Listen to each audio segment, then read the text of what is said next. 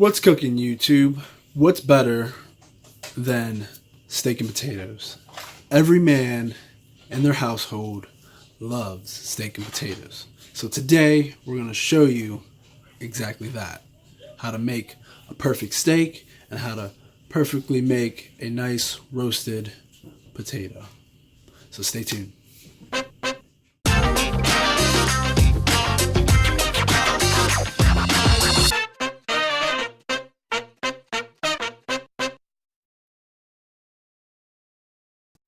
Alright guys, let's begin by washing our potatoes really good, making sure we get all of that dirt off of them. Today we're working with a white potato, has a thinner skin, unlike a russet potato, has a thicker skin, better for baking, but you want a potato with a thinner skin because it's better for roasting.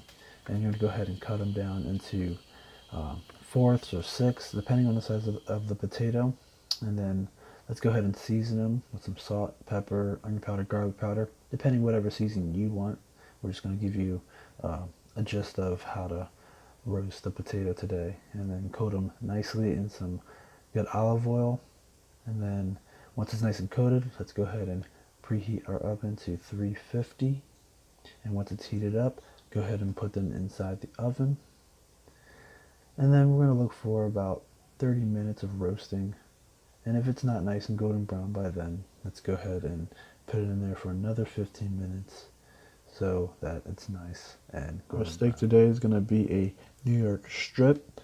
Before you start pan searing your steaks, you want to always make sure that it's nice and dry, because it's going to help with getting a nice crusty sear on the steak, which is going to give it some nice flavor as well when you season them.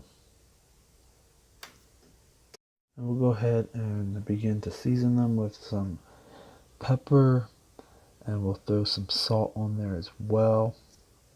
Never be afraid of seasoning your steaks really good, because it's a big piece of meat and you want to make sure all that flavor gets through the steak. Some people just are afraid to use too much salt.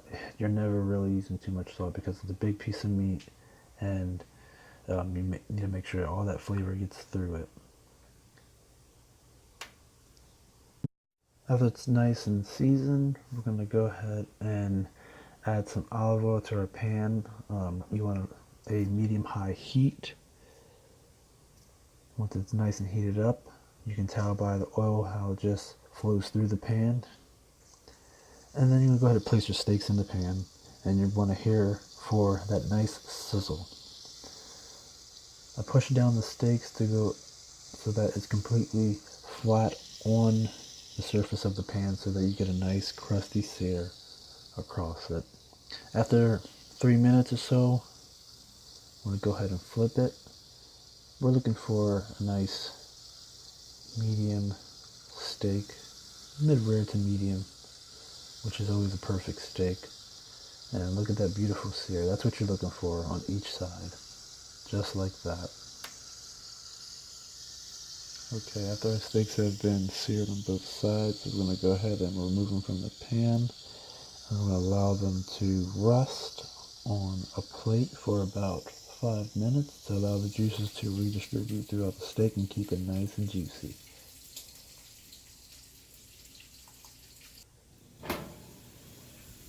And let's not forget about our potatoes, guys. You want them nice and golden brown. And if they're not nice and golden brown, go ahead and reset your timer for a little longer, probably 15 minutes. And it'll turn out delicious. I want to thank you guys for watching our channel, Food for Thought. And if you're new to the channel, please subscribe and hit that like button if you like the video. And you can go ahead and follow us on Instagram at Food for Thought. Keep on cooking.